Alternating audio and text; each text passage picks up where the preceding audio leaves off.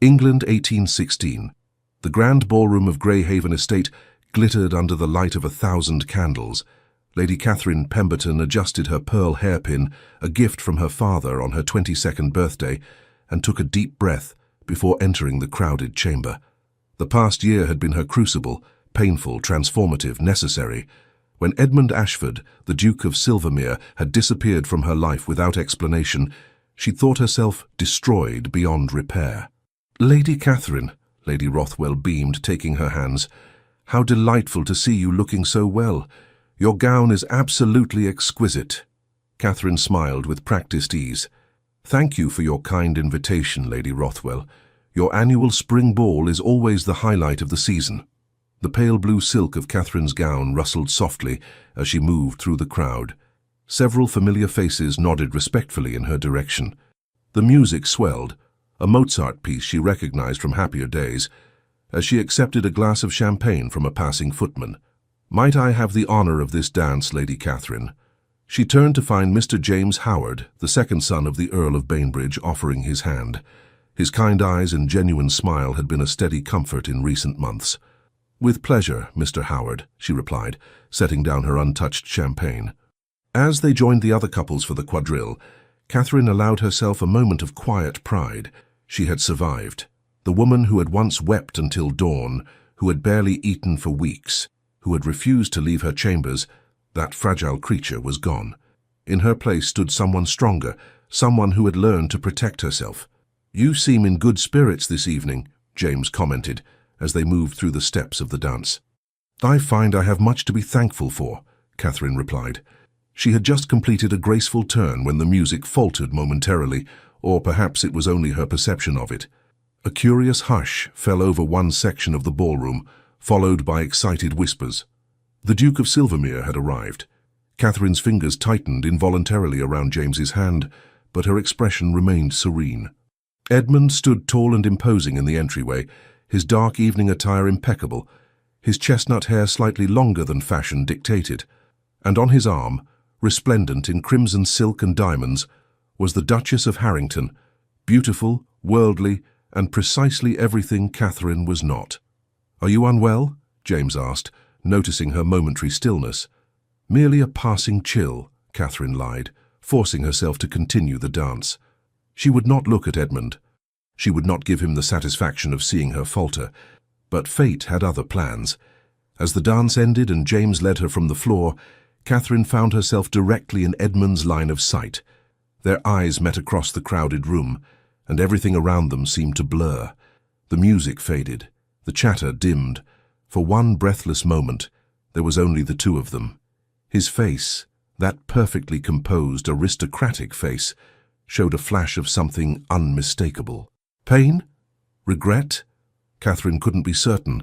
What she knew was that her carefully constructed defenses threatened to crumble. With every ounce of dignity she possessed, Catherine turned away. She accepted another dance invitation, from Lord Weston this time. She smiled, she conversed. She pretended that seeing Edmund had not affected her in the slightest, but her heart, her traitorous heart, thundered in her chest. Edmund remained rooted to the spot, the Duchess's words washing over him unheard. Catherine looked different, more poised, more confident.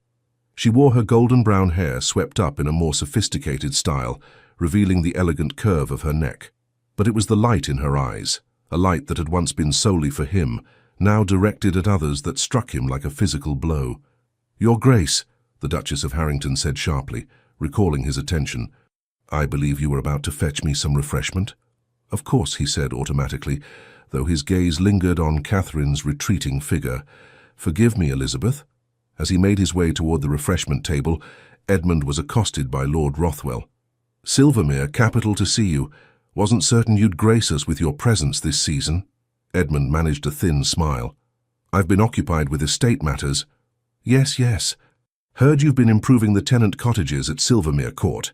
Unusual interest, but commendable." Lord Rothwell lowered his voice. "I see the Willowmere girl is here. Thought that might interest you." Edmund stiffened. "Lady Catherine and I are merely acquaintances." Lord Rothwell's eyebrows rose skeptically. "Indeed, the impression last season was rather different." "Well, water under the bridge, I suppose." She seems to have captured young Howard's attention these days. Edmund's jaw tightened as he watched James Howard return to Catherine's side, offering her a glass of punch. The easy familiarity between them sent a surge of something dark through his veins. "If you'll excuse me," he said curtly, leaving Lord Rothwell mid-sentence. Across the room, Lady Helena Pemberton, Catherine's younger sister, approached with wide eyes. "Catherine," she whispered urgently, "he's here, and he keeps looking at you." "Let him look," Catherine replied, smoothing her gloves. "It matters not to me." Helena frowned. "You don't mean that, not after everything?" "Especially after everything." Catherine's voice was steel wrapped in silk. "Now, tell me of your dance with Mr. Sinclair. I noticed he seemed quite attentive." As the evening progressed, Catherine and Edmund orbited each other like celestial bodies, never coming closer than propriety demanded, yet acutely aware of the other's presence. She laughed at James Howard's jokes. He escorted the Duchess around the room. Both performed their roles flawlessly, until the Duchess deliberately steered Edmund toward the corner where Catherine stood with Helena and James. "Lady Catherine," the Duchess purred, "how delightful to see you again. It's been an age." Catherine curtsied perfectly. "Your Grace, I trust you're enjoying the season." "Immensely." The Duchess's smile was predatory as she placed her hand possessively on Edmund's arm. "The Duke has been kind enough to escort me to several events. Haven't you, Edmund?" The use of his Christian name, a deliberate display of intimacy, hung in the air between them. Edmund cleared his throat. "Lady Catherine, Lady Helena." His voice, deep and familiar, sent an unwelcome shiver down Catherine's spine. "I hope you are both well." "Exceedingly," Catherine replied, her gaze level. "Mr. Howard has been regaling us with tales of his recent journey to Italy. Most fascinating." James, sensing the tension, stepped forward. "Your Grace, I believe we've not been formally introduced." James Howard. As the men exchanged pleasantries, Helena whispered in Catherine's ear, "Breathe, dear sister. You look as though you might shatter." Indeed, Catherine felt as though she might. The proximity to Edmund, his familiar scent, the timbre of his voice, threatened to unravel her composure. "If you'll excuse me," she said suddenly, "I find I need some air."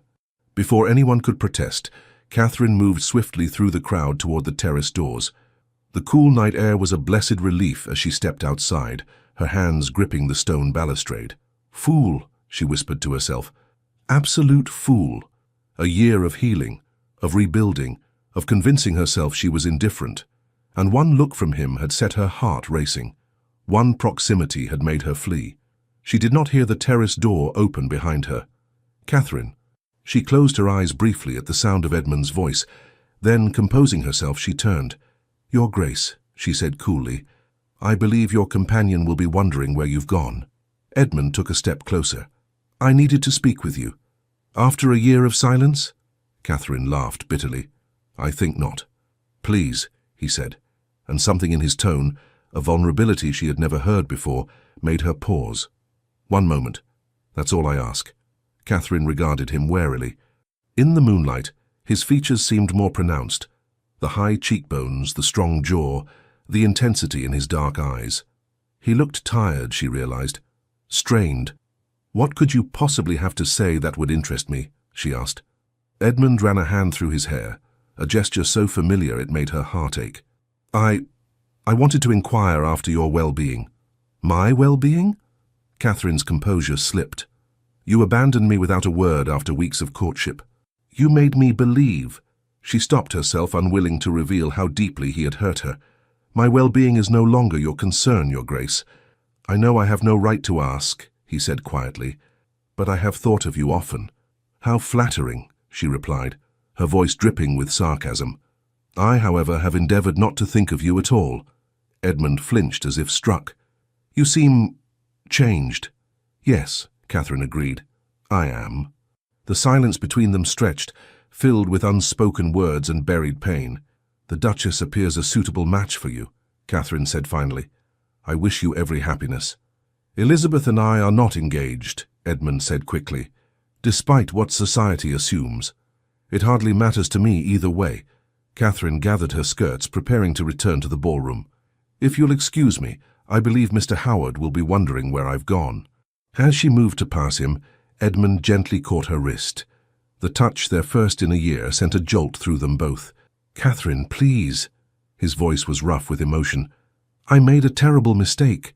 She looked down at where his fingers encircled her wrist, then back to his face.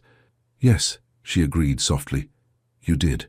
With that, she pulled away and returned to the bright lights and music of the ballroom, leaving Edmund alone in the darkness with his regrets. The day after Lady Rothwell's ball, Catherine sat in the morning room of the Pemberton townhouse, absently stirring her tea as Helena read aloud from the latest society column. Lady Catherine Pemberton, whose mysterious withdrawal from society last season prompted much speculation, has returned triumphantly to the London scene. Her elegant appearance at Lady Rothwell's ball drew many admirers, including the eligible Mr. James Howard. Helena paused dramatically. Also in attendance was the Duke of Silvermere, escorting the widowed Duchess of Harrington. Observers noted a curious tension when these former acquaintances encountered one another. "Vultures, the lot of them," Catherine muttered, setting down her cup with more force than intended. Helena folded the newspaper. "You must admit, your encounter with the Duke provides delicious fodder for gossip. I would prefer not to be discussed at all. An impossible wish for the daughter of an earl, particularly one as lovely as yourself." Helena studied her sister thoughtfully. "What did he say to you on the terrace?" Catherine sighed. "Nothing of consequence." "It didn't look like nothing." Helena leaned forward. "You were pale as a ghost when you returned." Before Catherine could respond, the butler entered with a silver salver. "A delivery for you, Lady Catherine." Upon the salver rested a small package wrapped in brown paper and tied with string, accompanied by a sealed note. Catherine recognized Edmund's handwriting immediately, elegant, decisive strokes that had once adorned love letters she'd treasured. "Shall I open it for you?" Helena asked eagerly. "No," Catherine replied, quickly taking the package. "That will be all, Wilson." "Thank you." Once the butler had departed, Catherine broke the seal on the note. "Catherine, words cannot express my regret for the pain I have caused you. Please accept this token, not as recompense, which I know is impossible, but as a symbol of a truth I was too cowardly to acknowledge. Yours, though I have no right to be, Edmund." With trembling fingers, Catherine unwrapped the package to reveal a small leather-bound volume of Wordsworth's poetry, the same collection they had discussed during their walks in Hyde Park. Inside, a pressed forget-me-not marked a particular poem they had once read together beneath an ancient oak tree. "How terribly romantic," Helena sighed, reading over Catherine's shoulder. "Will you see him?" Catherine closed the book firmly. "Certainly not. A paltry gift changes nothing." "But, Helena, please." Catherine's voice was strained. He had his chance. He made his choice. "I will not be made a fool of twice." Yet despite her words, Catherine carefully placed the book in her desk drawer, rather than discarding it. That afternoon, a visitor was announced. Not Edmund, as part of Catherine had feared and hoped, but James Howard. "Mr. Howard," Catherine greeted him in the drawing-room. "What a pleasant surprise." James bowed. "Lady Catherine, I hope I'm not intruding." "Not at all. Helena and I were just discussing plans for the Forsyths' musicale tomorrow evening." James hesitated, then said, "Actually, I was hoping to speak with you privately, if I may." Catherine glanced at Helena, who rose with a knowing smile. "I suddenly recall urgent correspondence that requires my attention, if you'll excuse me." Once they were alone, James approached Catherine with uncharacteristic nervousness. "I'll come directly to the point, Lady Catherine. Over these past months, I've developed a deep admiration for you. Your grace, your intelligence, your resilience, all have impressed me greatly." Catherine felt a flutter of panic. "Mr. Howard, please," he said gently, "allow me to continue. I understand you suffered a disappointment last season.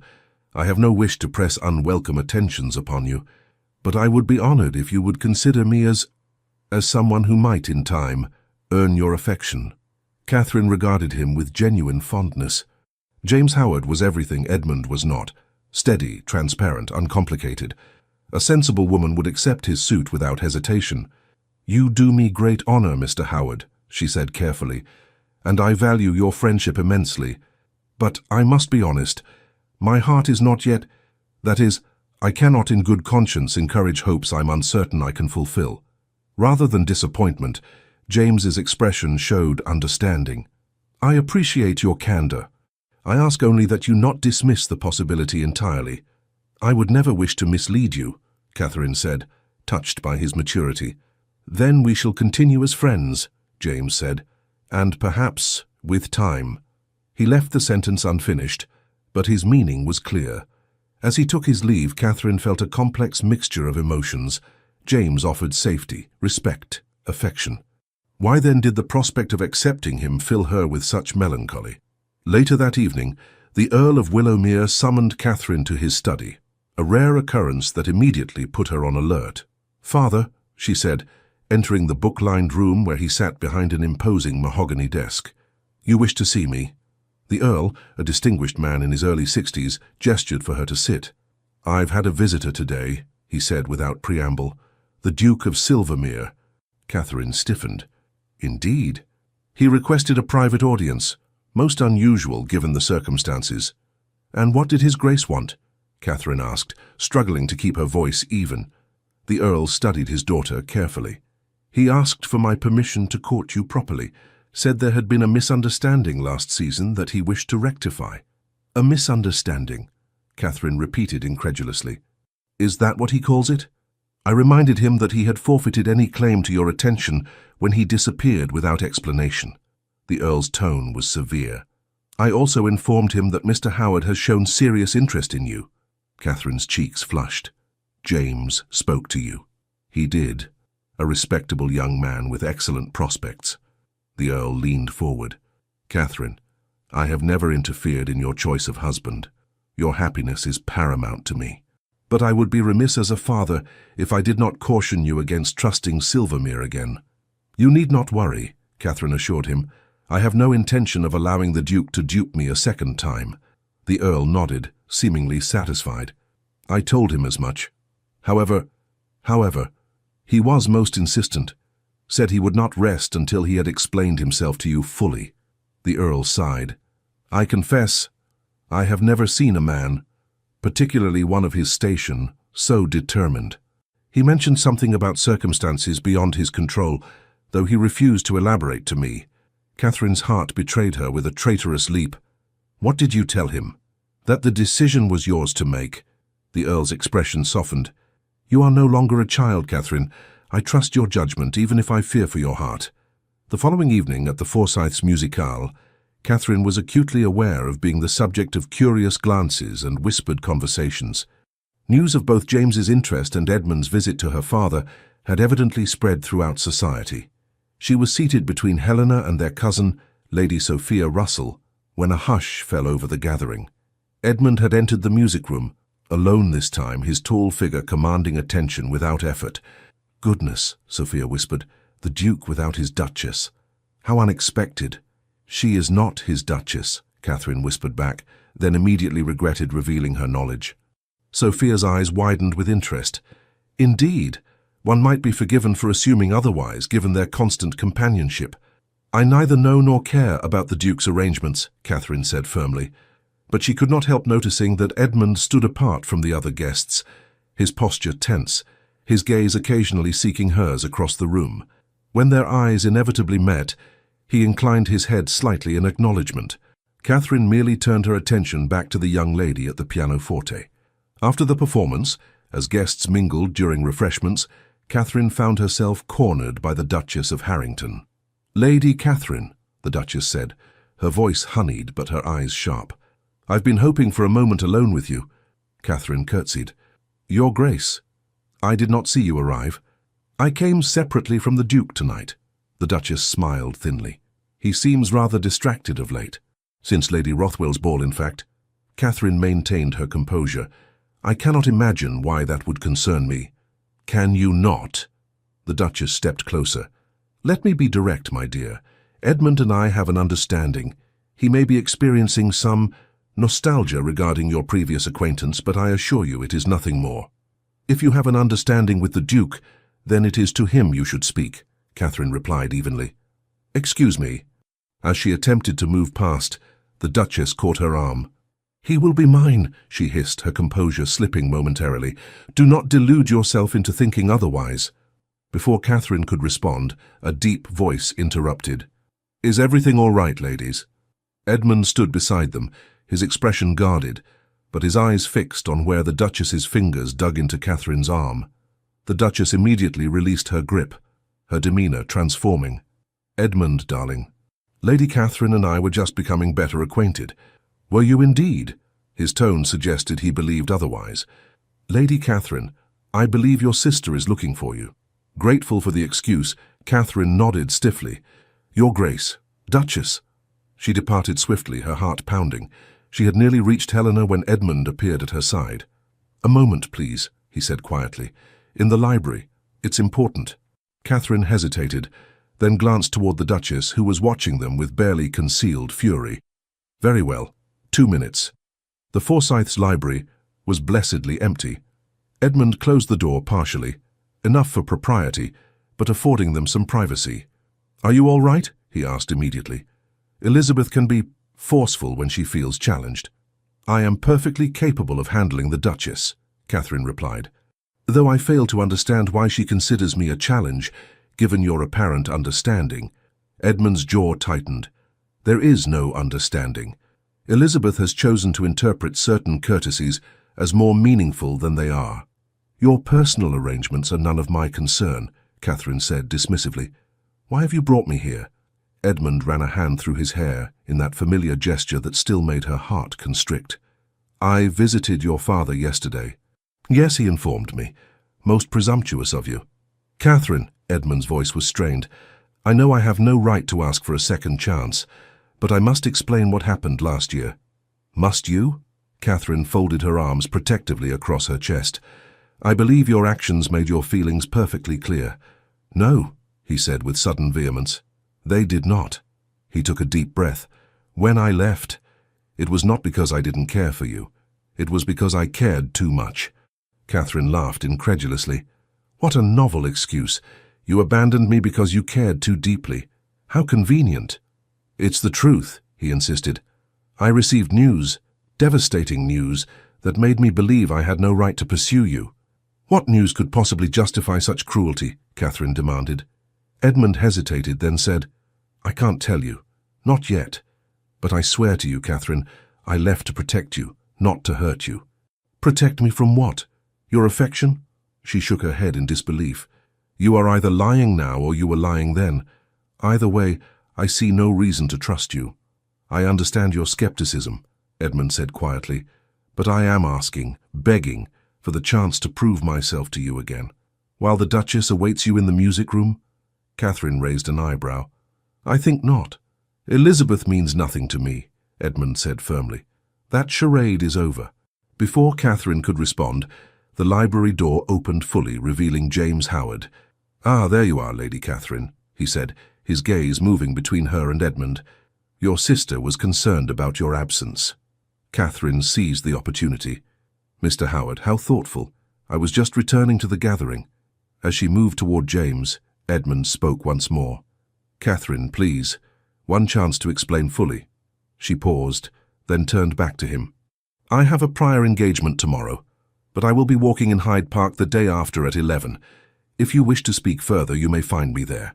With that, she left with James, leaving Edmund alone in the library, hope and determination warring in his expression. The morning dawned clear and crisp as Catherine prepared for her walk in Hyde Park. She had spent a restless night debating the wisdom of meeting Edmund, but curiosity, and perhaps something deeper, had won out. "Are you certain you don't want me to accompany you?" Helena asked as Catherine donned her bonnet and gloves. "Quite certain," Catherine replied. "Whatever the Duke has to say, I prefer to hear it privately." Helena frowned. "Father would not approve of you meeting him unchaperoned." "We will be in a public park in broad daylight," Catherine reminded her. "Besides, you know as well as I that Edmund would never compromise my reputation." "The same Edmund who abandoned you without explanation?" Helena asked skeptically. Catherine sighed. "I simply want answers, Helena, nothing more." But as she entered the park and saw Edmund waiting by the ornamental lake, Catherine was forced to acknowledge that her feelings were far more complicated than a simple desire for closure. He stood tall and straight, without the usual trappings of his status. No valet, no fine carriage waiting nearby. His greatcoat was of excellent quality but understated, and he held his hat in his hands rather than wearing it, revealing hair slightly tousled by the breeze. When he spotted her, his expression transformed from anxiety to relief. "You came," he said simply. "I said I would," Catherine replied. "I keep my promises." The implied criticism was not lost on him. "Shall we walk?"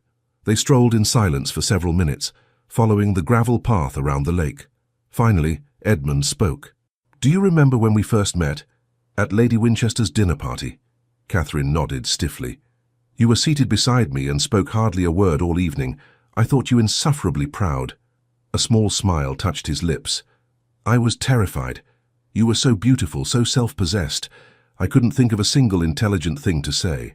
"You found your voice eventually," Catherine observed, "particularly during those walks we took."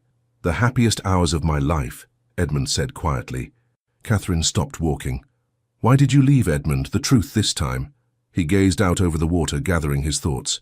"It began with a letter from my former ward, Richard Phillips." "I didn't know you had a ward," Catherine said, surprised. "The son of my late cousin," Edmund explained. "I became his guardian when he was 12 after his parents died in a carriage accident." "Where is he now?" "Cambridge. He's 20 now, nearly finished with his studies." Edmund's expression darkened. Richard's letter contained disturbing news about a man named Victor Hargrove, a businessman with whom my father had significant dealings before his death. Catherine frowned. "I don't understand what this has to do with us." "Everything," Edmund said grimly. "Richard discovered evidence suggesting that Hargrove had been systematically defrauding my father for years. But worse, far worse, was the suggestion that Hargrove might have been involved in my father's death." Catherine gasped. "Your father's riding accident? But that was 10 years ago, yes."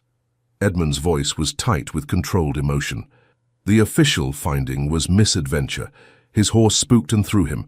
But Richard uncovered correspondence indicating my father had confronted Hargrove about financial discrepancies just days before his death." "Edmund, that's horrifying," Catherine said, genuine concern overriding her reserve. "But why didn't you tell me?" He turned to face her fully. "Because of who Victor Hargrove is. He's the Duchess of Harrington's uncle and her financial advisor." Catherine's eyes widened as the pieces began to fall into place. "So your sudden interest in Elizabeth—" "Was never interest," Edmund said firmly. "It was investigation. I needed to get close enough to discover if she was involved in her uncle's schemes." "And is she?" Edmund hesitated. "I don't believe so. Elizabeth is ambitious and calculating, but I found no evidence linking her directly to Hargrove's crimes." Catherine processed this information slowly. "But why cut me off completely? Why not simply tell me the truth?" "Because Hargrove is dangerous," Edmund said, his voice dropping. "When I began looking into his affairs, there was an incident. A warning. My carriage was deliberately run off the road on my return from Silvermere Court. The driver was injured, though I escaped unharmed." Catherine's hand flew to her mouth. "Heavens! You might have been killed." "Indeed." Edmund's expression was grim. "And the message was clear. Hargrove knew I was investigating him, and he would stop at nothing to prevent it." "So you pushed me away to protect me," Catherine murmured, understanding dawning. "I couldn't bear the thought of you being harmed because of me," Edmund said fervently. "If Hargrove had discovered my feelings for you, you would have become a target. I thought it would be better for you to hate me than to be in danger." Catherine was silent for a long moment, absorbing his words. "You had no right to make that decision for me." "I know," Edmund admitted. "It was arrogant and misguided. But I was terrified, Catherine. Not for myself, but for you." "And now? Why tell me all this now?" "Because it's over," Edmund said with quiet triumph. 3 weeks ago, Hargrove was arrested for fraud and embezzlement. Richard and I provided the authorities with evidence of his crimes. He's currently awaiting trial, with no possibility of release." "And the suspicions about your father's death?" Edmund's expression darkened. "Still unproven, unfortunately, but Hargrove will spend the rest of his life in prison for his financial crimes, at least." Catherine digested this information slowly. "So your courting of the Duchess—" "A necessary deception to gain access to her household and potentially her uncle's papers," Edmund confirmed. "Not my proudest moment, but effective." Does she know? That I used our connection to investigate her uncle? Not explicitly, though I suspect she has realized by now.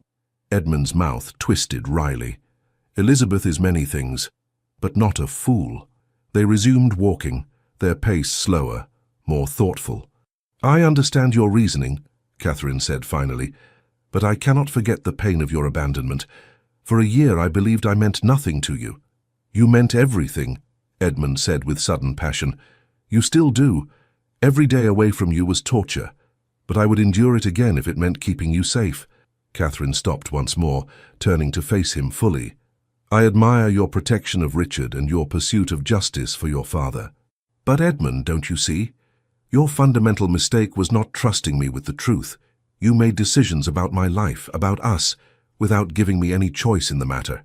Edmund's shoulders slumped slightly as the truth of her words hit home. You're right. I was so focused on protecting you physically that I never considered the emotional harm I was causing. It was unconscionable. Yes, Catherine agreed. It was.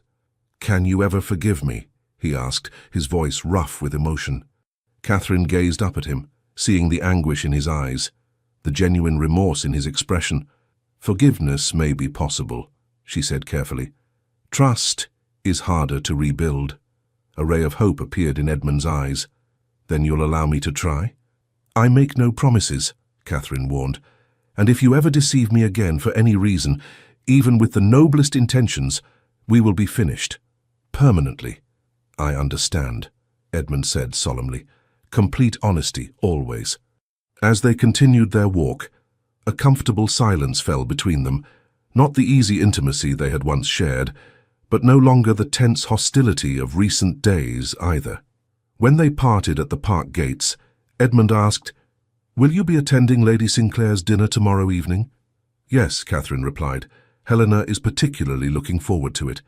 Then perhaps, might I call on you beforehand? There is something I would like to show you. Documents that corroborate my story. Catherine hesitated, then nodded. Very well, 3 o'clock. As Catherine returned home, her mind whirled with conflicting emotions. Edmund's explanation made sense of his inexplicable behavior, but the wound of his abandonment had cut deep. Could she truly trust him again? Her contemplation was interrupted by the discovery that James Howard awaited her in the drawing room. Mr. Howard, she greeted him with genuine warmth, tinged with unease. This is unexpected. James rose, bowing slightly. Forgive the intrusion. I was passing and thought I might inquire if you would honor me with your company at the Sinclair dinner tomorrow. Catherine's conscience pricked her. James had been nothing but kind and attentive during her recovery from heartbreak. He deserved honesty. Mr. Howard, James, she began gently, I must be forthright with you.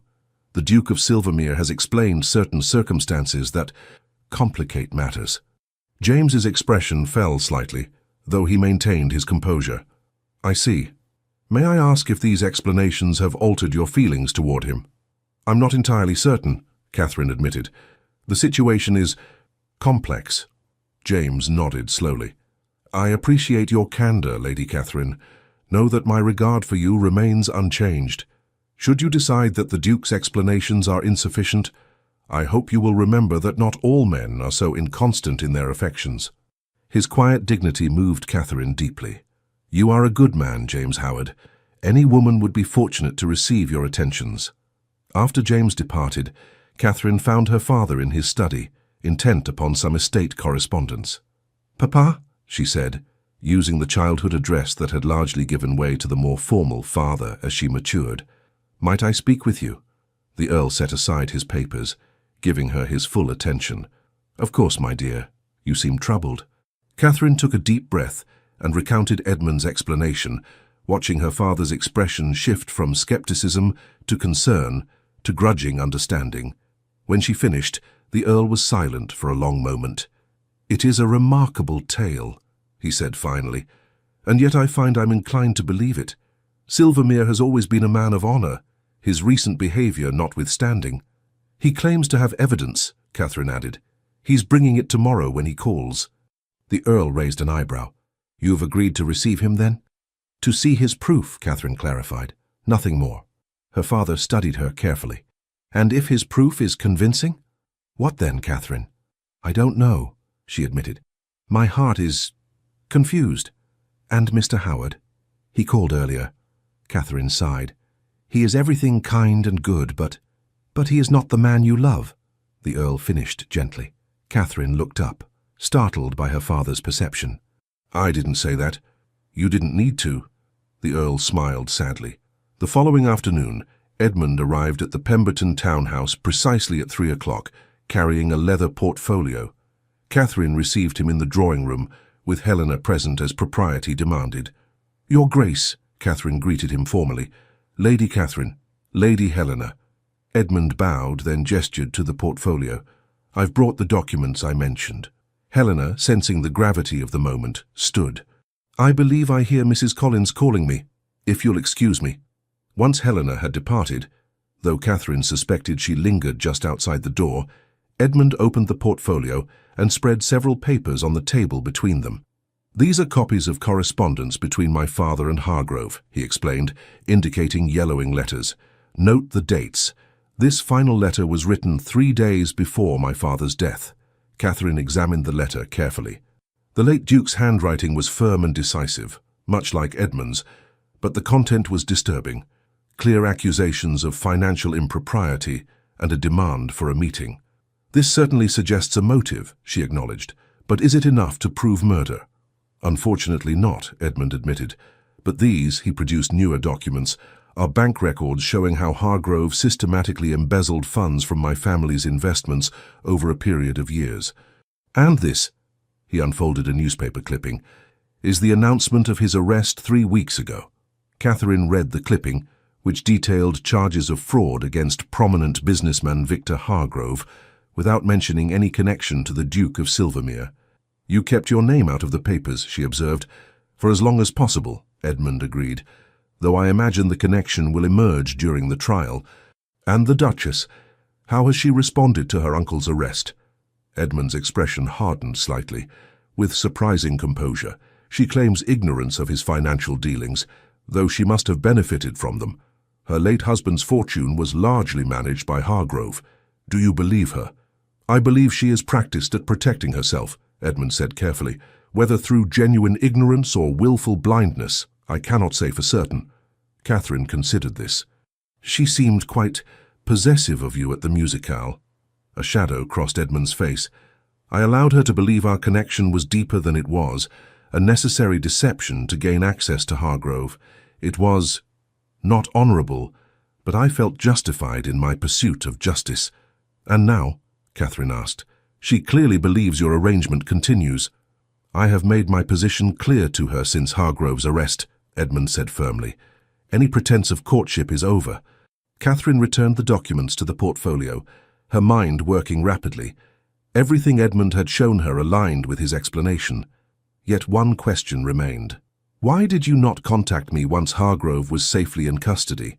Why wait until we encountered each other at Lady Rothwell's ball? Edmund's expression turned rueful. Fear, plain and simple. I had convinced myself that you must hate me, rightfully so, and that any attempt to renew our connection would be unwelcome. When I saw you at the ball, so beautiful and apparently recovered from whatever pain I had caused, I nearly lost my nerve entirely. But you followed me to the terrace, Catherine reminded him. I couldn't help myself, Edmund admitted. Seeing you again, it was like coming home after a long, dark journey. The naked emotion in his voice touched something in Catherine's heart, but she maintained her composure. These documents support your explanation, she said carefully. But trust once broken is not easily mended. I understand, Edmund said solemnly. I ask only for the opportunity to earn your trust again, not through words, but through actions. Catherine met his gaze steadily. Actions speak louder than words indeed. We shall see what yours reveal, Your Grace. Edmund rose to leave, recognizing that he had been granted no firm promise, merely the chance to prove himself. At the drawing-room door, he paused. I shall see you at Lady Sinclair's dinner this evening. Yes, Catherine confirmed. Helena and I will be attending with Father. Until then. Edmund bowed and departed. Helena reappeared almost immediately. Well? Was his explanation satisfactory? Catherine sighed. It was plausible, and supported by evidence. So you believe him? "I believe he thought he was protecting me," Catherine said carefully, "but his method of protection caused great pain." Helena sat beside her sister. "The question now is whether you can forgive him." "Forgiveness is one thing," Catherine replied. "Trust is another matter entirely." "But you care for him still," Helena observed shrewdly. Catherine closed her eyes briefly. "Much as I wish otherwise, yes." Later that evening, the Pemberton carriage delivered Catherine, Helena and the Earl to Lady Sinclair's elegant townhouse in Mayfair. The dinner was a relatively intimate affair by London standards. Only 20 guests gathered in the opulent dining room. Catherine found herself seated between an elderly viscount and a visiting Italian count, with James Howard directly across from her. Edmund, she noted with both relief and disappointment, was positioned at the far end of the table beside Lady Sinclair herself. Throughout the meal, Catherine maintained pleasant conversation with her dining companions, though she was acutely aware of Edmund's occasional glances in her direction. James, too, watched her with quiet attentiveness, his expression betraying his continued hope. The situation grew more complicated when the ladies withdrew to the drawing room, leaving the gentlemen to their port and cigars. The Duchess of Harrington immediately approached Catherine, her smile brittle. "Lady Catherine," she said smoothly, "such a pleasure to see you again. I understand the Duke called upon you yesterday." Catherine met the Duchess's gaze calmly. "Yes, Your Grace. He had some business matters to discuss with my father." "How interesting," the Duchess replied, her tone suggesting she believed otherwise. "Edmund has been most distracted lately. I fear his judgment may be impaired by sentiment." "The Duke strikes me as a man who knows his own mind," Catherine countered. The Duchess leaned closer, lowering her voice. "Let me be plain, my dear. Edmund and I have a long-standing arrangement that will culminate in marriage. His recent nostalgia regarding your previous acquaintance changes nothing." Before Catherine could respond, Lady Helena intervened. "Duchess, I believe Lady Sinclair is asking for your opinion on the new draperies. She values your exquisite taste." With a final, pointed look at Catherine, the Duchess glided away. "That woman is a viper," Helena muttered. "What did she want?" "To stake her claim," Catherine replied, "though I suspect it's a claim based more on wishful thinking than reality." When the gentlemen rejoined the ladies, Edmund made his way directly to Catherine's side. "May I get you some refreshment?" he asked politely. "Thank you, no," Catherine replied, conscious of the Duchess's narrowed eyes from across the room. Edmund followed her gaze. "Pay her no mind. Elizabeth's pride is wounded, but she will recover." "She seems quite convinced of your imminent engagement," Catherine observed. Edmund's expression hardened. "Then she labors under a misapprehension I have repeatedly tried to correct." Their conversation was interrupted by the arrival of James Howard. "Lady Catherine," he greeted her warmly, "I wonder if I might claim your attention for a moment." Edmund stiffened, but nodded politely to James, before withdrawing to speak with Lord Sinclair. "You seem troubled," James said once Edmund had moved away. "Is there anything I can do?" Catherine smiled gratefully at his concern. "You are kind, as always. But no, this is something I must resolve myself." "The Duke's explanation was satisfactory, then?" James asked, his expression carefully neutral. "It was compelling," Catherine admitted, "though trust is not so easily restored." James nodded thoughtfully. "I understand. But know that whatever you decide, I value your friendship above all." His sincere goodness made Catherine's heart ache. In a simpler world, she might have loved this man who offered such steady devotion. The evening progressed with music and conversation, but an underlying tension persisted. The Duchess continued to hover near Edmund, making her claim apparent to all observers. Edmund, for his part, maintained polite distance while seeking opportunities to speak with Catherine. When the Pembertons prepared to depart, Edmund approached Catherine once more. "Might I call on you tomorrow?" he asked quietly. "There is something I wish to discuss." Catherine hesitated, aware of the Duchess watching them intently. "I shall be home at 2 o'clock, she finally agreed. The following day brought grey skies and a persistent drizzle that matched Catherine's uncertain mood. She had spent a restless night weighing Edmund's explanation against her lingering hurt, trying to determine if her heart could risk trusting him again. At precisely 2 o'clock, Edmund was announced. He entered the drawing room with an air of determination, his greatcoat still damp from the rain. "Thank you for seeing me," he said, declining the offer of tea. "You said you had something to discuss," Catherine prompted, when he seemed momentarily at a loss for words. Edmund took a deep breath. "Yes, I've been thinking about what you said, about trust being earned through actions, not words. And I realize that I've asked you to forgive a great deal based on an explanation that, while true, came very late." Edmund paced the room, his agitation evident. "You deserve more than explanations, Catherine. You deserve certainty." "What kind of certainty?" she asked cautiously. Edmund stopped pacing and faced her directly. "I'm leaving for Silvermere Court tomorrow." Catherine blinked in surprise. "Leaving London? But the season will continue without me," he finished. "I have business at the estate that requires my attention, improvements to the tenant cottages that I've neglected during my focus on Hargrove." "I see," Catherine said, trying to hide her disappointment. "Then this is farewell." "No," Edmund said quickly. "It's an invitation." Catherine stared at him, confused. "I would like you and your family to visit Silvermere Court," Edmund clarified. "As my guests. Spend a fortnight there, see the estate, meet the people who depend on me. Judge me by how I fulfill my responsibilities, not just by my words in a London drawing room." The invitation was unexpected but intriguing. "You wish me to see you on your own ground," Catherine mused. "I wish you to see me as I truly am," Edmund corrected. "Not the London aristocrat, nor the man consumed by vengeance, but the steward of an estate that has been in my family for generations. I believe a man reveals his true character in how he treats those dependent upon him." Catherine considered his proposal. A visit to Silvermere would indeed provide insight into Edmund's character beyond the confines of London society.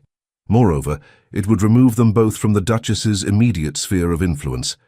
"I shall speak with my father," she said finally. "If he approves, we would be honored to accept your invitation."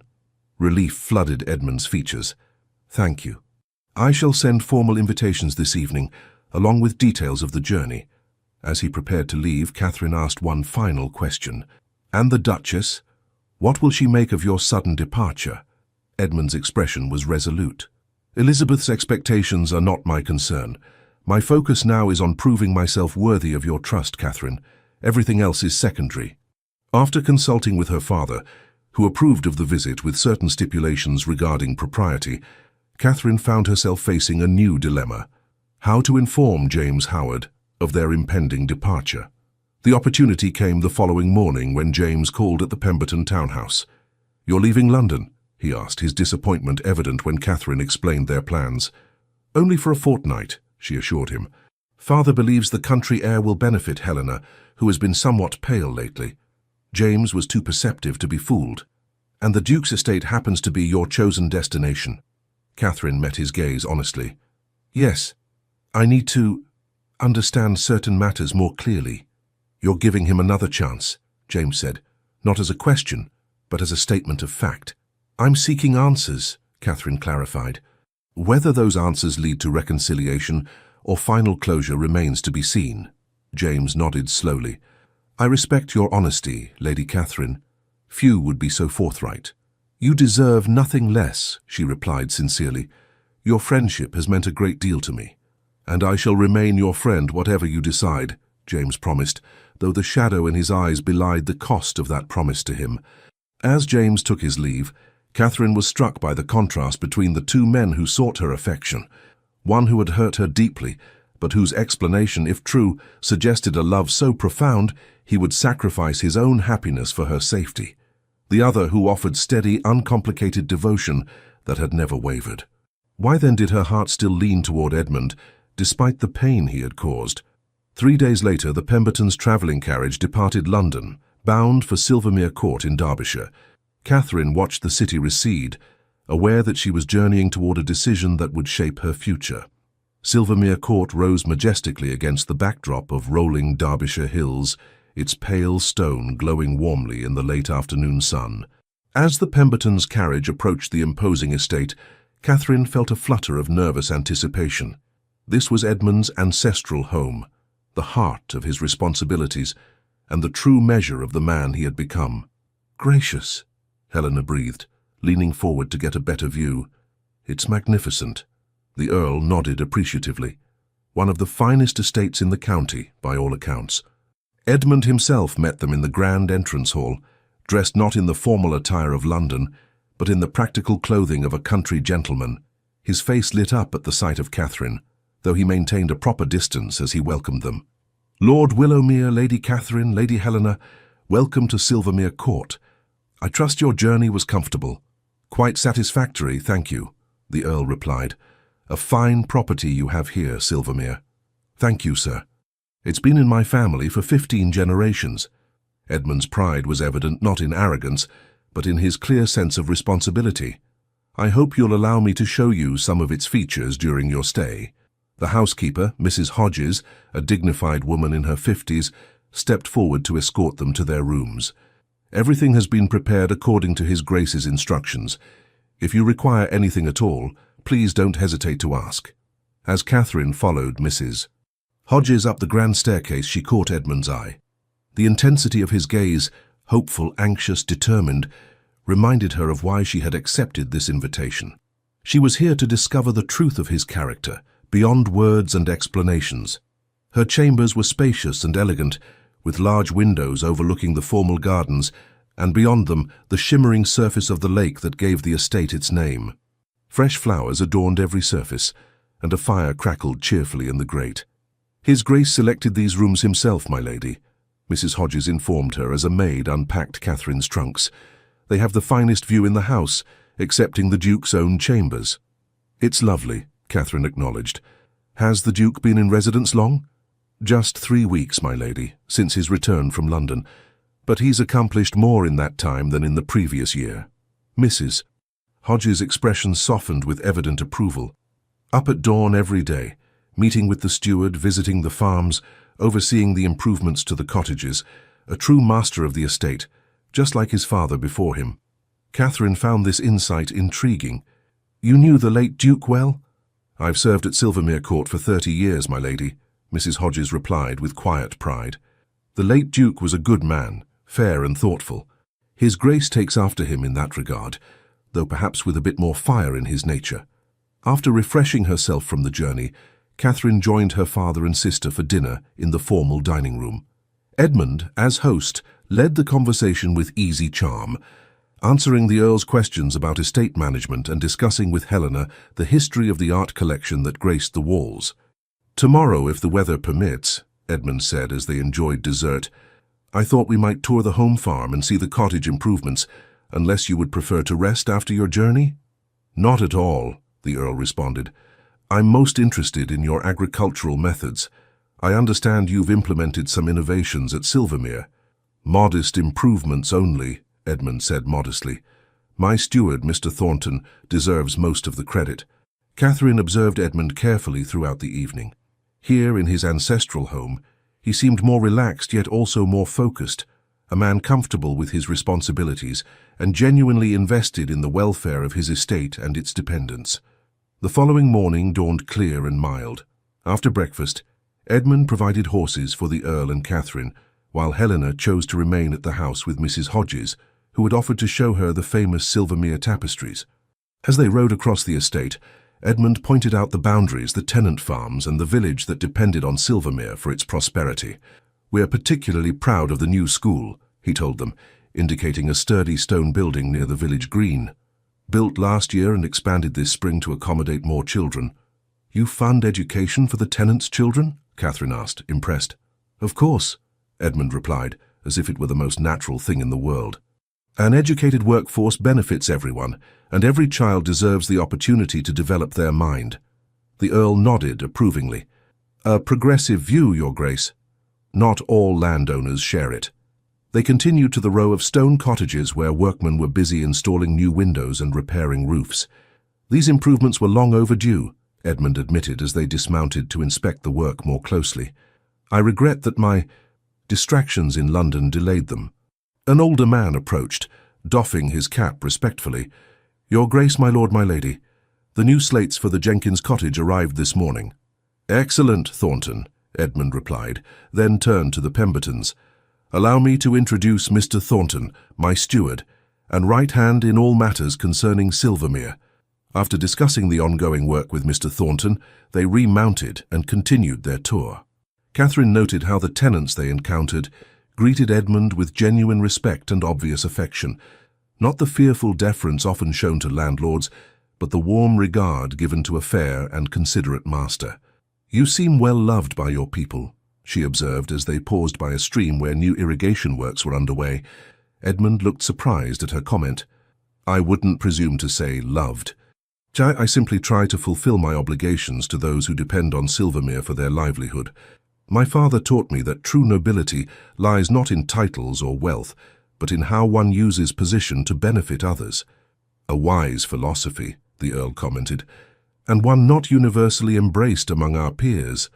When they returned to the house for luncheon, Catherine found herself viewing Edmund in a new light.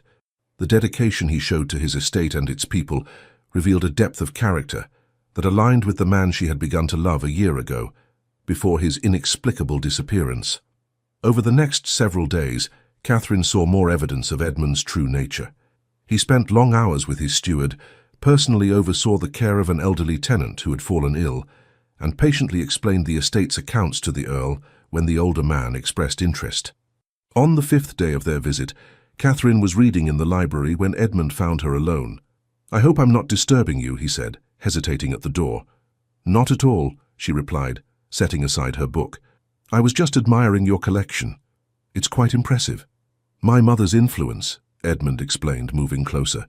"She was a great reader and insisted that Silvermere's library remain current, not merely a repository of ancient volumes no one ever opened." Catherine smiled at this insight into his family.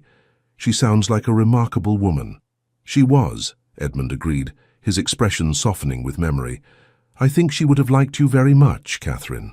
The casual use of her given name, the first time since their reunion, created a moment of intimacy between them. "I wanted to ask," Edmund continued, "if you would care to walk with me this afternoon. There's a particular spot by the lake I thought you might enjoy." Catherine hesitated, aware that accepting would signal a significant shift in their relationship. Yet after nearly a week at Silvermere, she found her resistance weakening. The Edmund she observed here was the man she had begun to love in London, thoughtful, intelligent, honourable, not the cold, distant figure who had broken her heart. "I would like that," she said finally. Later, as they strolled along the lakeshore, a comfortable silence fell between them. The afternoon sun dappled the water's surface, and a gentle breeze rustled the leaves overhead. "This was my favourite place as a boy," Edmund said, leading her to a small, sheltered cove where an ancient oak tree spread its massive branches. "I would come here to read, to think, to escape my tutors when their lessons grew too tedious." Catherine smiled at the image of a young Edmund hiding from his responsibilities. "I had a similar retreat at Willowmere Park, a window seat in the unused east wing where no one ever thought to look for me." "We were not so different then," Edmund observed. "Perhaps not," Catherine agreed. They sat on a stone bench beneath the oak, facing the lake. For a long moment neither spoke, content in the peaceful setting and each other's company. Finally, Edmund turned to her. "Catherine, I must ask, has your time at Silvermere changed your perspective at all?" The directness of his question caught her off guard, though she had been expecting it. "I've seen much to admire," she acknowledged. "Your dedication to the estate, your concern for your tenants, your sense of responsibility. These speak well of your character." Edmund nodded, encouragement in his expression. "And as to the other matter?" Catherine sighed softly. "If you're asking whether I believe your explanation about Victor Hargrove and your reasons for leaving, yes, I do believe you were sincere in your desire to protect me." Relief flooded his features, but Catherine held up a hand to forestall his response. "However," she continued, "I still maintain that you should have trusted me with the truth. We might have found another solution together, one that didn't involve such pain." "You're right," Edmund said immediately. "It was arrogance on my part, believing I alone could make such decisions. If I could change one thing about my actions, it would be that." His humility touched her. The Edmund she had known in London had been proud, sometimes to a fault. This willingness to acknowledge his mistake revealed growth. "What would you have us be to each other now, Edmund?" Catherine asked softly. Edmund took her hand gently, giving her every opportunity to withdraw it if she wished. When she didn't, He spoke with quiet intensity. Everything we might have been before I made my grievous error. Friends, companions, confidants, and eventually, if you can find it in your heart to fully trust me again, husband and wife. The directness of his declaration took her breath away. Edmund, I am not proposing this moment, he clarified quickly. That would be presumptuous. I am merely telling you what I hope for, what I will work toward earning, if you'll allow me the chance. Catherine looked down at their joined hands, then back to his earnest face. I think I would like to allow you that chance. The joy that transformed Edmund's expression was almost painful to witness. It reminded her so vividly of their early days together, before doubt and pain had complicated their connection. That is all I ask, he said fervently. Time to prove myself worthy of your trust again. As they walked back to the house, maintaining a proper distance but with hearts considerably lighter, Catherine reflected on the journey that had brought them to this point. Trust, once broken, was indeed difficult to rebuild, but not impossible, especially when the foundation remained strong beneath the damage. The following days brought a deeper sense of comfort between them. They rode together in the mornings, Edmund showing Catherine his favourite places on the estate. In the evenings, he played chess with the Earl while Catherine and Helena provided music on the pianoforte and harp, respectively. It was during one such evening, as Catherine played a particularly moving Beethoven sonata, that she glanced up to find Edmund watching her with such unguarded tenderness that her fingers faltered momentarily on the keys. The intensity of his gaze, the openness of his admiration, these were the qualities that had drawn her to him initially, now restored after the coldness that had preceded their separation. On the 9th day of their visit, a messenger arrived from London bearing letters for both Edmund and the Earl. As the gentlemen retired to the library to review their correspondence, Helena seized the opportunity to speak privately with her sister. "Well," she demanded once they were alone in the morning room, "are you and the Duke reconciled? The way he looks at you suggests he believes so." Catherine smiled at her sister's directness. "We are finding our way back to an understanding." "So you've forgiven him?" Helena persisted. "I believe his explanation," Catherine clarified, "and I acknowledge the honourable intentions behind his misguided actions. As for complete forgiveness, I'm not certain such things can be rushed." "But you love him still," Helena stated with the confidence of one who knew her sister well. Catherine sighed softly. "I never stopped loving him, Helena. That was the true difficulty." Their conversation was interrupted by the return of Edmund and the Earl, both wearing grave expressions. "Is something amiss?" Catherine asked, immediately concerned. The Earl handed her a letter. "From your cousin Sophia. It seems London society has noticed our absence and drawn its own conclusions." Catherine scanned the letter quickly, her cheeks flushing at Sophia's blunt recounting of the latest gossip, that the Duke of Silvermere had lured Lady Catherine Pemberton to his country estate to make amends for his previous abandonment, that an engagement announcement was imminent, and that the Duchess of Harrington was beside herself with fury at being so thoroughly displaced. "This is mortifying," Catherine murmured, returning the letter to her father. "Society will always find something to discuss," the Earl said dismissively. "I am more concerned about this." He nodded to Edmund, who held his own letter with a troubled expression. "I've received word from my solicitor," Edmund explained. "Victor Hargrove has begun his trial and there are complications." "What sort of complications?" Catherine asked anxiously. "He's making accusations, claiming that I fabricated evidence against him as revenge for a business disagreement with my father." Edmund's jaw tightened. "More concerning is that he's somehow managed to communicate with the Duchess despite his imprisonment." "Elizabeth is involved?" Catherine felt a chill of apprehension. "My solicitor believes she may be preparing to testify on her uncle's behalf," Edmund confirmed grimly, "which would require my presence in London to counter her claims." The implications hung heavily in the air. Their peaceful interlude at Silvermere would need to end. They must return to London and the complications waiting there. "When must you leave?" Catherine asked. "Tomorrow, if I'm to reach London in time for the next session of the trial," Edmund replied. "I had hoped. That is, I would be honoured if you would all return with me." The Earl considered this. "I believe that would be wise. If society is already speculating about our presence here, a return together would present a united front." Thus it was decided. Trunks were packed, arrangements made, and the following morning saw their carriages departing Silvermere Court for the journey back to London. As they travelled, Catherine reflected on how differently she felt now compared to when they had first arrived at the estate. Then she had been uncertain, wary, her heart still heavily guarded. Now, while caution remained, hope had blossomed alongside it, hope that what had been broken might truly be mended. Upon their return to London, they discovered that Sophia's letter had not exaggerated the extent of society's interest in their country sojourn. Callers descended upon the Pemberton townhouse almost immediately, ostensibly to welcome them back, but clearly seeking confirmation of the rumours. "Is it true that the Duke proposed at Silvermere?" Lady Worthington asked Catherine directly during one such call, her expression avid with curiosity. "The Duke has been a perfect gentleman and gracious host," Catherine replied evenly. "Beyond that, I have no comment on private matters." Her diplomatic response did little to discourage speculation. Invitations poured in, many specifically mentioning that the Duke of Silvermere would also be present, as if the hostesses were providing opportunities for a public announcement. More troubling was the news that the Duchess of Harrington had indeed returned to London, and was making her presence felt in society circles. "She's telling anyone who will listen that you took advantage of her absence to entrench yourself with the Duke," Helena reported after returning from a morning call. "According to her, your entire visit to Silvermere was a calculated strategy to secure a proposal." Catherine's indignation flared. "That's absurd. We went at Edmund's invitation with father as chaperone. There was nothing improper about it.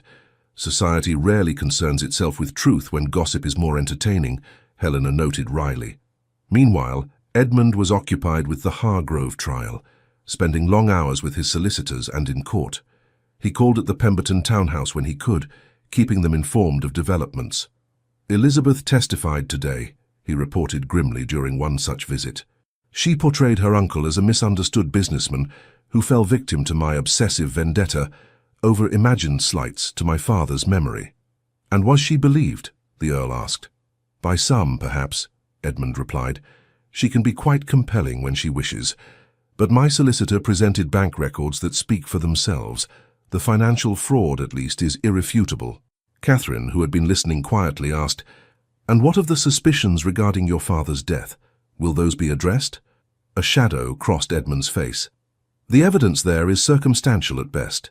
My focus now is ensuring Hargrove is imprisoned for his financial crimes, which are provable beyond doubt." As the trial progressed, society's attention remained fixed on the curious triangle formed by Edmund, Catherine, and the Duchess. Rumours and counter-rumours flourished, that the Duke would announce his engagement to Catherine at the Winchesters' ball, that he had secretly reconciled with the Duchess, that he had called out a gentleman who had spoken disrespectfully of Lady Catherine. Through it all, Catherine maintained a dignified silence, neither confirming nor denying the speculation. She and Edmund had reached a private understanding during their time at Silvermere, but nothing had been formalized between them. They were, as Catherine had told Helena, finding their way back to each other, a process that required time and could not be rushed for society's entertainment. The situation came to a head at the Countess of Harrow's midsummer ball. Catherine, wearing a gown of deep emerald silk that complemented her colouring perfectly, entered the ballroom on her father's arm, with Helena beside them. They had barely completed their greetings to their hostess when a murmur spread through the gathering. The Duchess of Harrington had arrived, resplendent in crimson, the same shade she had worn when Catherine had last seen her with Edmund at Lady Rothwell's ball, where this complicated chapter had begun. "Courage, my dear," the Earl murmured to Catherine as the Duchess made her way toward them with determined grace. "Lady Catherine," the Duchess greeted her, her smile not reaching her eyes. "How delightful to see you again. I trust your country holiday was restorative?" "Quite refreshing, thank you," Catherine replied evenly. "Silvermere Court is a magnificent estate."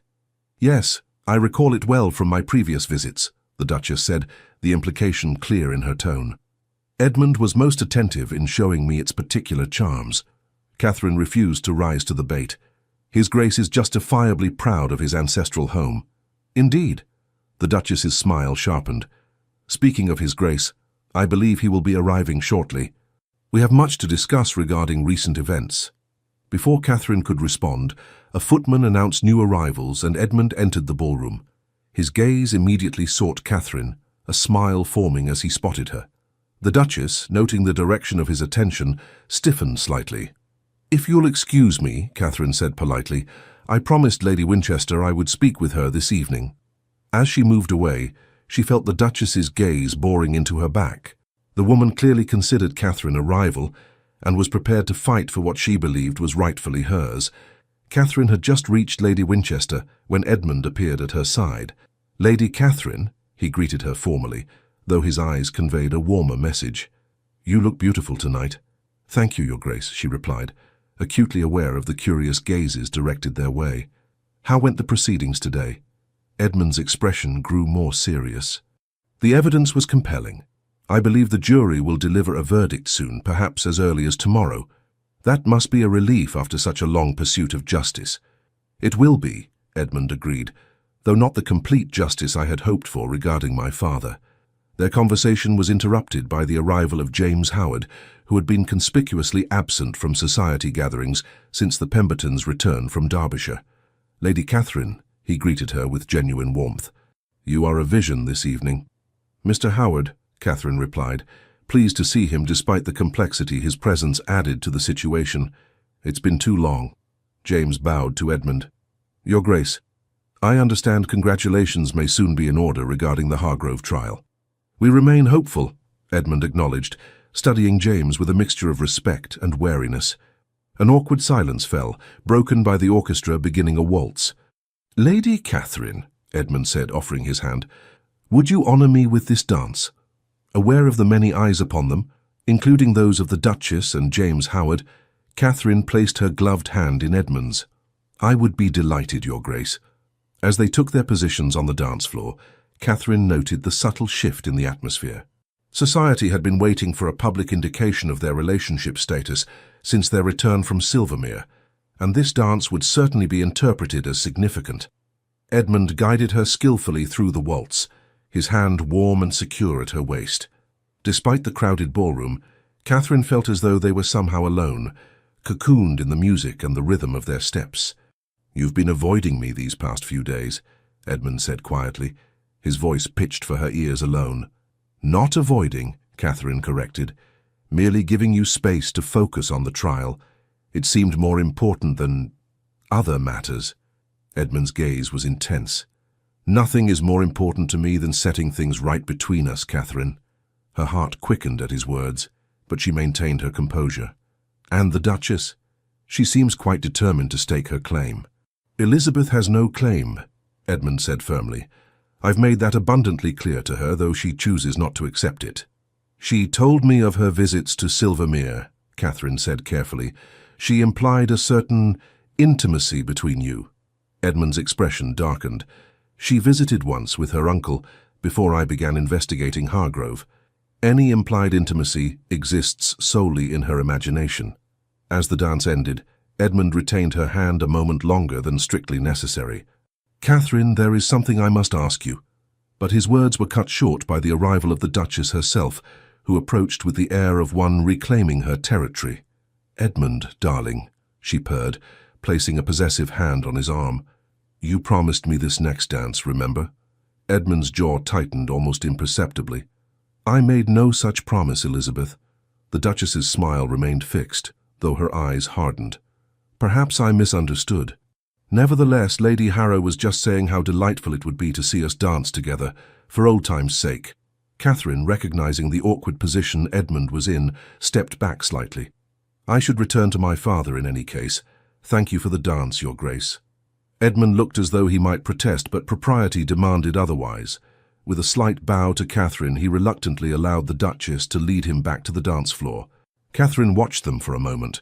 The Duchess radiant in her triumph, Edmund stiff with barely concealed irritation, before making her way to where her father stood with Lord Winchester. "Catherine, my dear," the Earl said as she approached, "I was just discussing with Lord Winchester the possibility of extending our stay in London through August. What do you think?" The question caught her by surprise. "I thought we planned to return to Willowmere Park after the season's end." "Plans can change," the Earl replied meaningfully, his gaze shifting briefly to where Edmund danced with the Duchess. "There may be reasons to remain in town a while longer." Catherine understood her father's implication. Despite the gossip and speculation, no formal understanding had yet been established between her and Edmund. If she wished to see where their renewed connection might lead, remaining in London would be necessary. "I defer to your judgment, father," she said diplomatically. The Earl smiled knowingly. "Very well, we shall stay through August at least." Later that evening, as Catherine stood with Helena near the refreshment table, James Howard approached them. "Lady Helena, might I borrow your sister for a brief promenade around the room?" he asked. Helena, ever perceptive, nodded graciously and engaged Lady Forsyth in conversation, allowing Catherine and James a moment of relative privacy. "You seem happy," James observed as they walked slowly along the perimeter of the ballroom. "Happier than when you left for Derbyshire." Catherine glanced at him, touched by his genuine concern for her well-being, despite his obvious feelings. "I am more at peace, perhaps." "The Duke has made amends, then?" "We have reached a better understanding," Catherine acknowledged, "though much remains unresolved." James nodded thoughtfully. "And the Duchess? She appears determined to cause difficulty." "Yes," Catherine sighed, "though Edmund insists there is nothing between them." "For what it's worth," James said after a moment, "I believe him. I've observed them together this evening. She pursues, he retreats. It's quite obvious to anyone paying attention." Catherine was surprised by this support from an unexpected quarter. "That's perceptive of you, James." He smiled ruefully. "I may be biased in your favour, Lady Catherine, but I am not blind. The Duke looks at you the way—" He paused, then continued quietly. "The way I imagine I look at you, with admiration, respect, and profound attachment." The honest admission touched Catherine deeply. "James, Please," he interrupted gently. "No explanations are needed. I told you before that your friendship matters to me above all. That remains true." Catherine impulsively squeezed his hand. "You are a good man, James Howard. I am fortunate to know you." As they completed their circuit of the room, they encountered Edmund, who had finally extricated himself from the Duchess's company. His expression was carefully neutral as he observed their joined hands, though Catherine quickly released her hold on James. "Your Grace," James greeted him cordially. "I was just returning Lady Catherine to her sister's side." "Mr. Howard," Edmund acknowledged, his gaze shifting between them. "Might I have a word with Lady Catherine afterward?" "Of course," James replied, bowing slightly to Catherine before departing with impeccable grace. Once they were relatively private, Edmund spoke quietly but intently. "I apologize for the interruption earlier. The Duchess can be persistent." "So I've observed," Catherine replied, unable to keep a hint of dryness from her tone. Edmund's expression softened. "Catherine, what I was trying to ask before—" "Not here," she interrupted gently, aware of the curious glances directed their way. "Too many eyes, too many ears." Edmund nodded in understanding. "Tomorrow, then? Would you walk with me in the park? Early, before the fashionable hour." Catherine considered the request. A morning walk would afford them privacy while remaining proper with the presence of other early visitors and gardeners. "Yes," she agreed. "At 9? 9 it is," Edmund confirmed, relief evident in his features. "Until tomorrow, then." The following morning dawned bright and clear. Catherine dressed with particular care in a walking dress of pale blue muslin, simple yet elegant. Helena helped arrange her hair, a knowing smile playing about her lips. "You think he means to propose today, don't you?" she asked, as she secured a final pin. "I think he means to speak privately," Catherine corrected, though a flutter of anticipation stirred in her chest. "What will be said remains to be seen." Helena's expression grew serious. "And if he does propose? What will you answer?"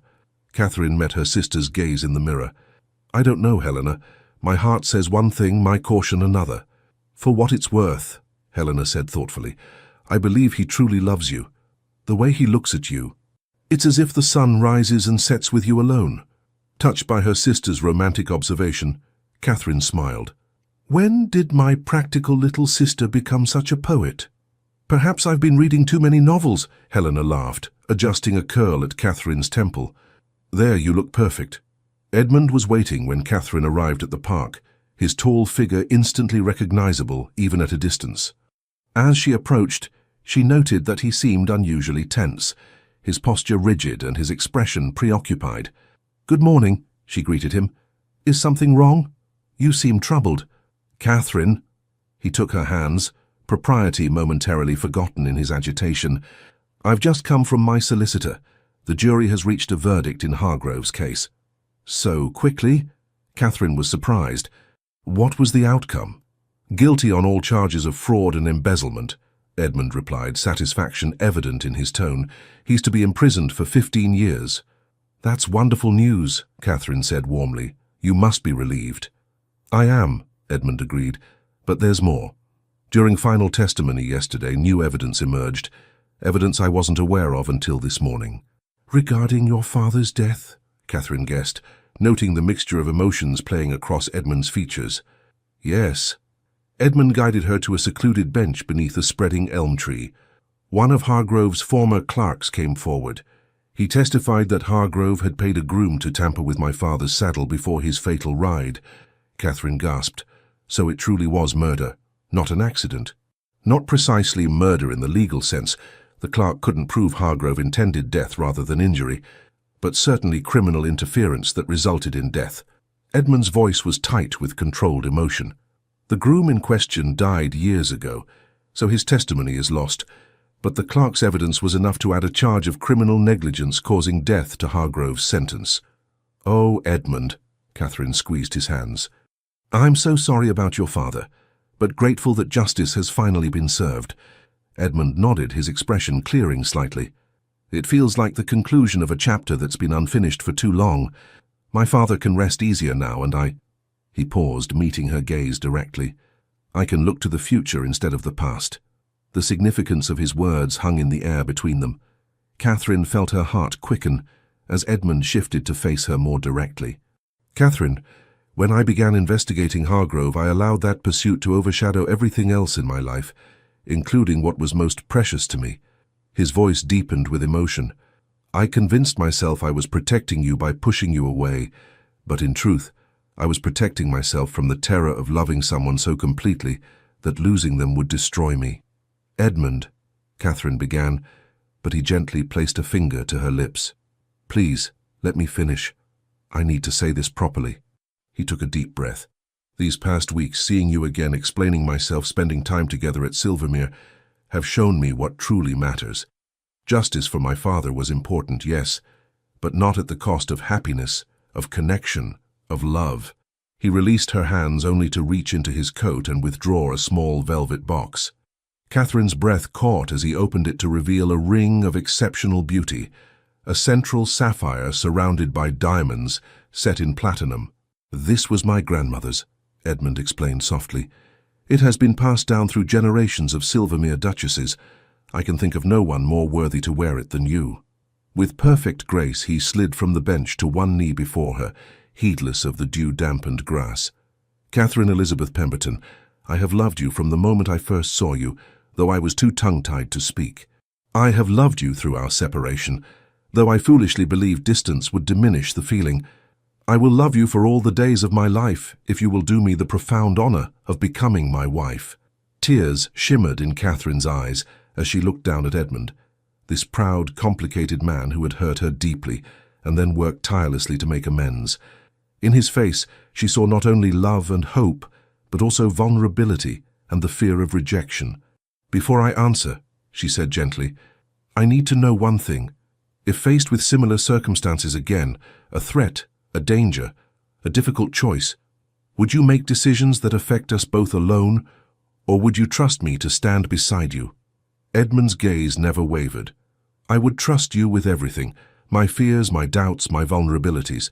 I have learned that true protection comes not from pushing away those we love, but from standing together against whatever challenges arise." His answer, so honest and complete, dissolved the last of Catherine's reservations. "Then yes, Edmund Ashford, I will marry you, not because you are a duke or because society expects it, but because I love you, the man you truly are beneath the title."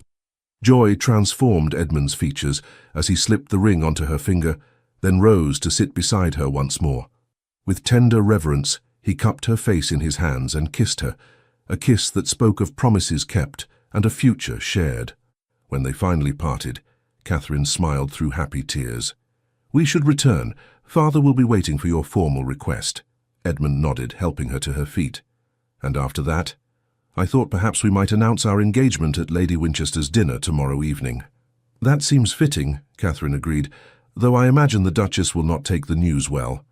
Edmund's expression turned serious. "Elizabeth has already departed London. My solicitor informed me this morning that she left for her country estate immediately after hearing the verdict in her uncle's case. I suspect we've seen the last of her in society circles for some time." Relief washed over Catherine. While she had never truly doubted Edmund's feelings, the Duchess's persistent presence had been a shadow over their renewed connection. As they walked back through the park, arm in arm, Catherine reflected on the journey that had brought them to this moment. A year ago, heartbroken and bewildered by Edmund's abandonment, she could never have imagined that they would find their way back to each other. That explanation, understanding, and forgiveness would heal what had been broken. Yet here they were, bound not only by love but by a deeper appreciation for what that love entailed. Trust, honesty, partnership in all things. The Earl received their news with evident satisfaction, granting his blessing immediately. "I've watched you these past weeks, Silvermere," he said as Edmund made his formal request. "You've proven yourself a man of principle and integrity, despite past mistakes. I entrust my daughter's happiness to you gladly." Helena, upon hearing the news, embraced her sister with unrestrained joy. "I knew it. From the moment he looked at you at Lady Rothwell's ball, I knew this day would come." The announcement at Lady Winchester's dinner the following evening created precisely the sensation they had anticipated. Congratulations poured in, along with knowing smiles from those who claimed to have suspected all along that a reconciliation was imminent. James Howard approached the newly engaged couple with genuine goodwill, though Catherine detected a hint of sadness behind his smile. "I wish you both every happiness," he said sincerely. "You deserve it, Lady Catherine." "Thank you, James," she replied warmly. "Your friendship means a great deal to us both." In the weeks that followed, preparations for the wedding consumed much of Catherine's time. Edmund suggested a ceremony at Silvermere Court's ancient chapel, followed by celebrations that would include not only London society, but the estate tenants and villagers as well. "I want everyone who depends on Silvermere to share in our happiness," he explained, "and to meet their future Duchess." Catherine was touched by his inclusivity. "That sounds perfect, a true beginning to our life together." On a golden autumn day in October, exactly 1 year and 4 months after Edmund had first disappeared from Catherine's life, they stood together before the altar of Silvermere Chapel. Catherine wore a gown of ivory silk with delicate lace that had belonged to her mother, while Edmund cut a striking figure in formal attire. As they spoke their vows, promises of love, fidelity, and partnership, Catherine felt the last vestiges of past hurt dissolve, replaced by the certainty that what had once been broken had been remade stronger than before. "I, Edmund James Ashford, take thee, Catherine Elizabeth Pemberton, to be my wedded wife." Edmund's voice was steady and clear, his gaze never leaving hers. "To have and to hold from this day forward, for better, for worse, for richer, for poorer, in sickness and in health to love and to cherish, till death us do part." When Catherine repeated her vows, her voice rang with equal conviction. This was no fairy tale ending, but the beginning of a partnership founded on mutual respect, understanding, and a love tempered by challenge and adversity. After the ceremony, as they greeted well-wishers in the great hall of Silvermere Court, Edmund leaned close to whisper in her ear. "Are you happy, Your Grace?" he asked, using her new title with evident pleasure. Catherine smiled up at him, her heart full. "Completely, though I suspect our greatest happiness still lies ahead." "Indeed," Edmund agreed, his eyes alight with love and promise. "We have a lifetime to discover it together." Later, as twilight softened the Derbyshire landscape, the Duke and Duchess of Silvermere slipped away from the celebrations to stand together on the terrace overlooking the lake that had witnessed their reconciliation months earlier. "When I saw you again that night at Lady Rothwell's ball," Edmund mused, his arm around Catherine's waist, "I never dared hope we would end here." "Nor I," Catherine admitted. "But perhaps we needed that time apart, that pain, to truly understand what we mean to each other." Edmund turned to face her fully, framing her face with gentle hands. "I will spend every day of our lives ensuring you never regret giving me a second chance." "And I," Catherine replied, "will ensure you never feel you must face any challenge alone again." As they sealed this promise with a kiss, the first stars appeared above Silvermere Court, witnesses to a love that had overcome betrayal, separation, and doubt to emerge stronger and more enduring than before. 5 years later, the nursery at Silvermere Court was awash in morning sunlight as Catherine entered to find her husband cradling their infant son, James Henry Ashford, while their 3-year-old daughter Eleanor solemnly presented her father with a wooden horse. "It's for baby James," she explained with the grave importance only a child can muster, "so he can practice for when he's big enough to ride Pepper." Edmund accepted the offering with equal seriousness. "A thoughtful gift, Eleanor. Your brother will treasure it when he's older." Catherine smiled from the doorway, her heart full at the sight of her family. The past 5 years had brought challenges, certainly. The management of a vast estate, the expectations placed upon a duchess, the delicate balance of public duties and private life. But through it all, she and Edmund had maintained the partnership they had promised each other on their wedding day. "Good morning," she said, moving into the room to kiss Eleanor's forehead and stroke James's downy head. "I see the nursery is already quite busy." "Papa was telling stories," Eleanor informed her importantly, "about when you and he didn't like each other and then did again." Catherine raised an eyebrow at Edmund, who had the grace to look slightly abashed. "A highly edited version," he assured her, "appropriate for young ears." "I should hope so," Catherine laughed, lifting James from his father's arms. "The unabridged tale might give her rather dramatic ideas about romance." "I like the part where Papa had to say sorry lots of times," Eleanor declared, climbing onto her father's lap. "And you made him wait and wait before you said yes." "Wise woman, your mother," Edmund told his daughter, his eyes meeting Catherine's over Eleanor's head, with a warmth that still made her heart skip. Later that afternoon, as they walked together through the improved village that now boasted not only a school, but a small hospital and a library, all funded by the Duke and Duchess's modernization efforts, Catherine reflected on the journey that had brought them here. "I received a letter from Helena today," she told Edmund as they strolled arm in arm. "She and Lord Weston have set a date for their wedding at last, June next year." "Excellent news," Edmund replied, "though I'm surprised it took him so long to persuade her." Catherine smiled, remembering her sister's determination to ensure her suitor's character was thoroughly proven before accepting his proposal. "Helena learned from my experience, I think. She wanted certainty. And has she found it?" "She believes so," Catherine said thoughtfully, "though as we know, certainty in matters of the heart is never absolute. There is always an element of faith involved." Edmund squeezed her hand where it rested on his arm. "Faith well placed in your case, I hope." "The best decision I ever made," Catherine assured him, despite the rather dramatic beginning. They paused at the village green, where children played under the watchful eyes of mothers and nursemaids. Among them was a familiar face, Mrs. Jenkins, whose cottage had been among the first Edmund had improved when they visited Silvermere together 5 years earlier. "Your Grace," the woman greeted them warmly, curtsying. "We were just saying what a blessing the new doctor has been. My Tommy's cough is much improved since he prescribed that syrup." "I'm delighted to hear it," Catherine replied sincerely. "Dr. Parker came highly recommended from London. The Duke was most insistent that Silvermere should have the very best medical care available. And we're grateful for it, Your Grace," Mrs. Jenkins said, her weathered face creasing in a smile. "As we are for all the changes these past years." As they continued their walk, Edmund remarked, "I sometimes wonder what my father would make of all this, the school, the hospital, the modern farming methods." "I think he would be proud," Catherine said gently.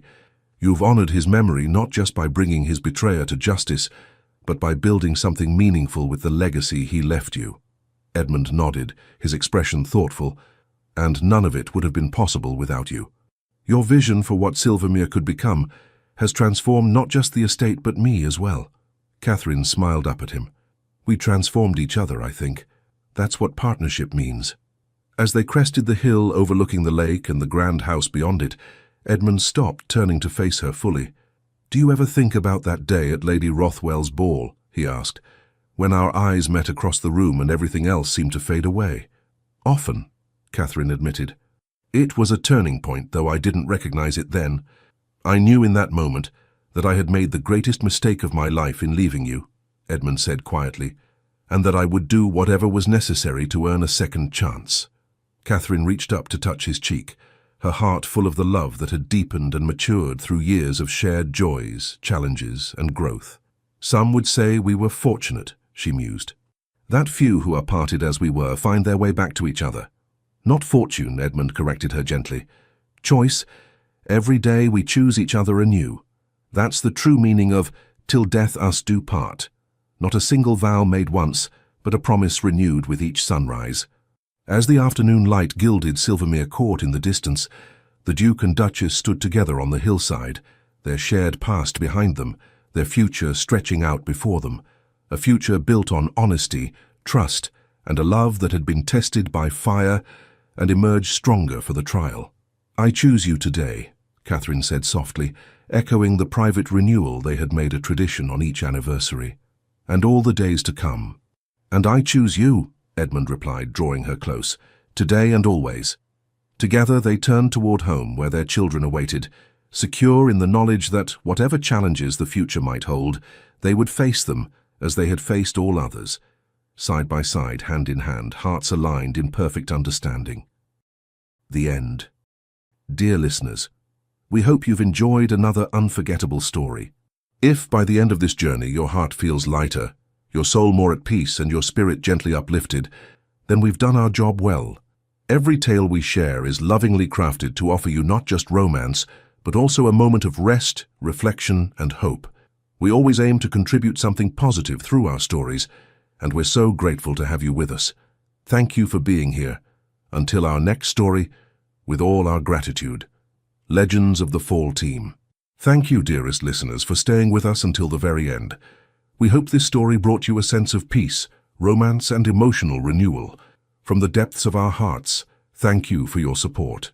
Every like, comment, and subscription inspires us to keep telling more stories of love, redemption, and second chances. If this tale moved you, please consider sharing it with someone who needs a moment of warmth and hope today. And don't go just yet. At the end of this video, you'll find a new story recommendation waiting for you. Click it and let yourself be swept away once more. With love and gratitude, the Legends of the Fall Team.